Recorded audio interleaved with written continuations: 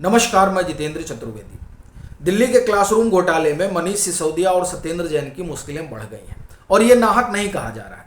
ऐसा कहने की वजह है, एक तो ईडी है और दूसरा एंटी करप्शन ब्यूरो। तो पहले एंटी करप्शन ब्यूरो पर बात कर लेते हैं, चूंकि जो एफआईआर है वो तो शुरुआती दौर में एंटी करप्शन ब्यूरो ने ही दर्ज की थी। उसके बाद में उसने सम्मन किया और दोनों लोगों को तलब किया, यानी मनीष सिसोदिया को भी और सत्येंद्र जैन को भी। मनीष सिसोदिया के खिलाफ एफआईआर इसलिए चूंकि यही उस समय शिक्षा मंत्री हुआ करते थे, और सत्येंद्र जैन के ऊपर इसलिए चूंकि पीडब्ल्यूडी मंत्री उस समय हुआ करते थे, और इन्हीं दोनों लोगों के कार्यकाल में यह पूरी गड़बड़ी हुई, तो इसलिए एफआईआर हुआ। और उस बाबत जाहिर सी बात है कि अनुमति वगैरह लेने पड़ती है, तो वो भी लिया गया। अब जो पूछताछ हुई, तो पूछताछ में जो मनीष सिसोदिया से तकरीबन 3 घंटे सवाल जवाब हुआ और उसमें 3 दर्जन सवाल पूछे गए नेटवर्क 18 की रिपोर्ट के मुताबिक, और उन सवालों का ठीक ठीक जवाब जो है वो मनीष सिसोदिया नहीं दिए। यानी मैं यूं कहूं कि anti corruption bureau Manish Sisodia के जवाब से खुश नहीं है, जो क्लासरूम घोटाले से जुड़े हुए सवाल है। यही हाल सत्येंद्र जैन का भी है। सत्येंद्र जैन से भी जो सवाल वगैरह पूछा गया, उन्होंने जो जवाब दिया, वो जवाब एंटी करप्शन ब्यूरो को बहुत ठीक नहीं लगा। अच्छा, हुआ क्या कि एक काम ये लोग ये कर रहे हैं कि पूरी जो जिम्मेदारी है वो अधिकारियों पर डाल रहे हैं, कह रहे हैं वो तो सब कुछ अधिकारियों ने किया। और अधिकारी क्या कह रहे हैं ये सुनिए जरा आप। अधिकारी कह रहे हैं कि सूत्रों के मुताबिक पूछताछ के दौरान दिल्ली के पूर्व मंत्री सिसोदिया ने घोटाले की सारी जिम्मेदारी अधिकारियों पर डाली और कहा कि उन्होंने जिम्मेदार अधिकारियों से जवाब तलब किया था, जबकि दिल्ली सरकार के शिक्षा विभाग के अधिकारी पूछताछ में पहले ही कह चुके हैं कि सारे निर्णय मंत्रियों के थे, उन्होंने उनके निर्देश पर काम किए थे। यानी अधिकारी सीधे कह रहे हैं कि हमको मंत्री महोदय से निर्देश आया था, हमने उस पर काम किया है, अपनी तरफ से कोई काम नहीं किया है। ठीक है, तो अब एंटी करप्शन ब्यूरो कहा जा रहा है कि फिर पूछताछ के लिए बुलाएगी और संभव है कि दोनों लोगों को आमने सामने बिठाया जाए।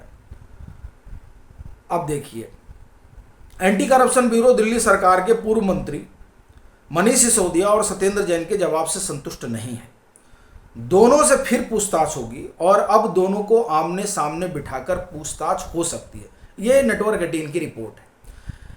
यानी ये जो क्लासरूम घोटाला है, इस घोटाले में एंटी करप्शन ब्यूरो अभी आगे तक जाने की तैयारी में लग चुका है। क्योंकि जो दोनों लोगों से उन्होंने सवाल जवाब किया, वो सवाल जवाब इनको संतोषप्रद नहीं लगा है एंटी करप्शन ब्यूरो को। क्योंकि अधिकारी अलग बात कह रहे हैं, ये अलग बात कह रहे हैं, तो पहले इन दोनों लोगों को आमने सामने बिठा लिया जाए, बाद के दिनों में अधिकारी भी आएंगे। तो ये तो आप देखिए कि एंटी करप्शन ब्यूरो कर रही है। दूसरी तरफ ईडी की एंट्री हुई 2-3 दिन पहले, जब ईडी ने छापेमारी की क्लासरूम घोटाले से जुड़े हुए मामले में। और ये जो छापेमारी है वो एंटी करप्शन ब्यूरो के एफआईआर को एक तरह से आप कहें कि ईडी ने परस्यू किया तो 37 जगहों पर छापेमारी हुई। उस छापेमारी में 322 पासबुक बरामद हुआ ईडी की छापेमारी में। अब आप गौर करिए, दूसरा क्या हुआ, तमाम सारे जो है बोगस लेटर हेड प्राप्त हुए, बोगस रिसीट प्राप्त हुई, सेल कंपनियों के आप ये कहें कागजात मिले, वो डॉक्यूमेंट मिले जो स्टाम्प वाले, फिर डॉक्यूमेंट में वो फाइलें मिली जो इस पूरे मामले से जुड़ी हुई हैं। ये सब अधिकारियों के आप एक तरह से कहें कि नाम मिले। ये सब कहाँ मिला?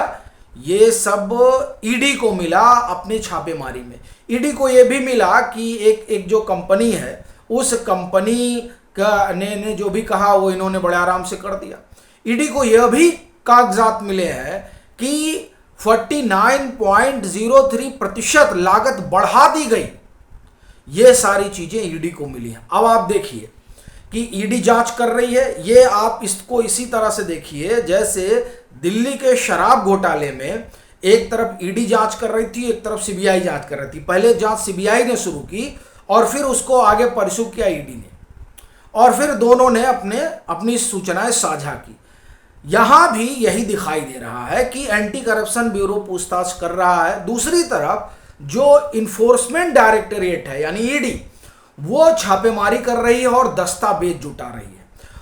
और जिस दिन छापेमारी हुई थी उस दिन इंडियन एक्सप्रेस ने रिपोर्ट की थी, और इंडियन एक्सप्रेस ने सूत्रों के हवाले से यह कहा था कि ईडी जो है वो इन दोनों लोगों को बुला सकती है। यानी देखिए, आरोप तो मनीष सिसोदिया और सत्येंद्र जैन पर ही है, तो उनका कहना था रिपोर्ट में कि बुलाया जा सकता है। अब देखिए कि एक तरफ एंटी करप्शन ब्यूरो है, दूसरी तरफ ईडी है। ईडी को जो पासबुक मिला है 322, वो पासबुक एक तरह से आप कहें कि बेनामी सरीखा है, चूंकि वो नाम बस हो गया है, ठीक है। वो जिसे कहा जाता है ना मूले अकाउंट, मूले अकाउंट का मतलब ये होता है कि आपको जो हेरा फेरी करनी है उसके लिए आप किसी तीसरे के नाम से अकाउंट खुलवाते हैं। ये बहुत बड़ी बात है दिल्ली के शराब माफ करिए, दिल्ली के क्लासरूम घोटाले में, जो ईडी को इस तरह के दस्तावेज मिले हैं। ईडी को मिला है किस तरह से फर्जी बिलिंग होती थी। तो ये जो मतलब कैसे जो लागत है वो 50% बढ़ जाती है, दरअसल उसका पूरा कच्चा चिट्ठा ईडी के पास है, ठीक। अब इधर ये लोग सवाल का जवाब ठीक से नहीं दे रहे हैं। ये जो कुल क्लासरूम बनवाना था, ये क्लासरूम 2500 के आसपास बनवाना था, 12,000 चला गया। तो ये सारी चीजें जो हैं, ये ऐसे सवाल हैं जो मनीष सिसोदिया और सत्येंद्र जैन के सामने मोबाइल खड़े हैं।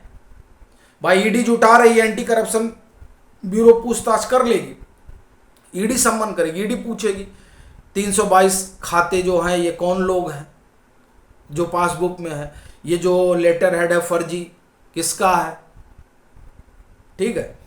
फिर ये जो फर्जी बिल बना है किसने जनरेट कराया। तो ये सब ऐसी चीजें हैं जो इनको परेशान करने वाली हैं। अब देखिए, ये कहा गया इसमें कि पूर्व मंत्री मनीष सिसोदिया से 3 घंटे से ज्यादा पूछताछ की। इस दौरान इनसे 3 दर्जन ज्यादा सवाल पूछे गए, ठीक। अब ये सब तो मतलब हमने आपको बताया ही। बड़ी चीज देखिए आप कि जहां इनके लिए मामला सबसे ज्यादा गंभीर होने जा रहा है, अब ये देखिए, इसमें एंटी करप्शन ब्यूरो, मतलब ये तो ईडी को जो जो मिला है वो तो हमने आपको बताया ही, ठीक है। एंटी करप्शन ब्यूरो कह रहा है कि भैया 1200 रुपये इस प्रति फीट के हिसाब से निर्माण रेट तय हुआ था, तो 1 साल तय हुआ था और निर्माण की सीमा 1 साल तक की गई थी। तब निर्माण का रेट बढ़ाकर 2300 फीट क्यों किया गया, समय बढ़ाकर 5 साल क्यों कर दिया गया।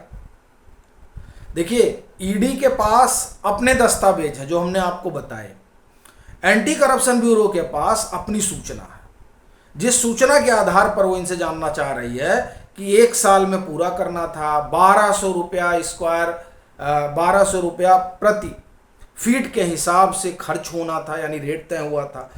समय आपने 5 साल कर दिया, निर्माण रेट 2300 हो गया, कैसे हुआ, ठीक है। तो ये जो सवाल हैं, ये सवाल बहुत बड़े हैं। और देखिए, इसी में जो ये नेटवर्क 18 की रिपोर्ट है, इसी रिपोर्ट में कि इसमें लिखा है कि बिलों की भुगतान रसीद पर भी मंत्री के हस्ताक्षर बताए गए हैं, ठीक है। और फर्जी बिल भी बने हैं, मतलब मंत्री जी को पता ही नहीं है क्या। तो ये जो मामला है, ये मामला मनीष सिसोदिया और सत्येंद्र जैन दोनों लोगों के लिए अब आप एक तरह से कहें कि बड़ी मुसीबत बनने जा रहा है, क्योंकि एक तरफ एंटी करप्शन ब्यूरो है और दूसरी तरफ ईडी है। आप सभी जुड़े, उसके लिए आपका आभार। आपसे आग्रह रहेगा कि इसे ज़्यादा से ज़्यादा साझा कीजिएगा।